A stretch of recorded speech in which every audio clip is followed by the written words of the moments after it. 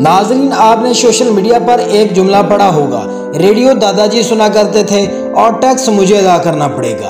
आगे की कहानी सुनिए। मेरे दादाजी कहा करते थे, काका मैं तेनू बहुत याद आवांगा।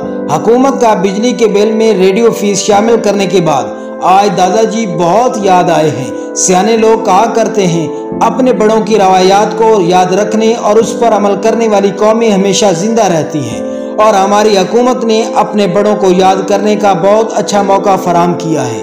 बिजली महंगी करके ये पैगाम दिया है कि अगर आप दिल के मरीज हैं और आप नहीं चाहते बिजली का बिल देख के आपका जी घबराए, तो छत पर लटका पंखा चलाने का मत सोचिए। हाथ वाली पंखी लेकर आए जो थोड़ी सी वजनी हो, ताकि आप उसे जलते रहें, जिससे आपका बिल भी कम आएगा और आपको बुजुर्गों की याद भी आती रहेगी, और मुसलसल जलने से आपके बाजुओं के असबाब भी मजबूत हो जाएंगे।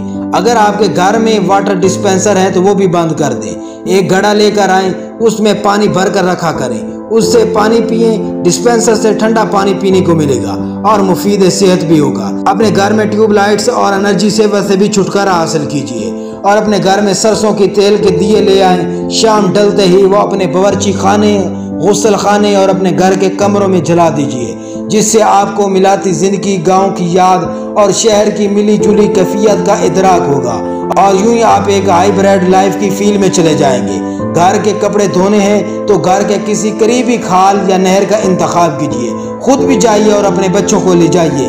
वहाँ कपड़े धोने से, वाटर मोटर इस्तेमाल न करने से बिजली के बिल में कमी आएगी, और आपके बच्चों के लिए एक पिकनिक का इंतजाम हो जाएगा। और एक ही दिन में खाना बनाकर स्टोर करने के बजाय रोजाना हर वक्त खाना ताज़ा बनाइए। इससे फ्रिज का इस्तेमाल से भी जान छूट जाएगी, और हर वक्त खाना बनाने के अमल से घर की खवातीन में भी चुस्ती आएगी, और लकड़ियों पर खाना बनाने से गैस लोड शेडिंग का रंज भी खत्म हो जाएगा, और आप जेन्युइन खुराक खाने वालों में शामिल हो जाएंगे। अगर आप रोजमर्रा मामूल के मुताबिक इन अशिया को जारी रखना चाहते हैं जो आप अभी से कर रहे हैं, तो दिल के अच्छे से डॉक्टर को ढूंढ कर रखिए, क्योंकि आपको वीडियो देखने वालों में से हर दूसरा शख्स इस बात से कासिर है कि बिजली के बिल की अदायगी में साहिब हैसियत हो। ना तो वो ये इस्तात रखते हैं कि सोलर सिस्टम लगवा सके, और ना ही इस्तात रखते हैं कि हर महीने बढ़ने वाले यूनिट की कीमत पर इत्मीनान से बैठे रहे।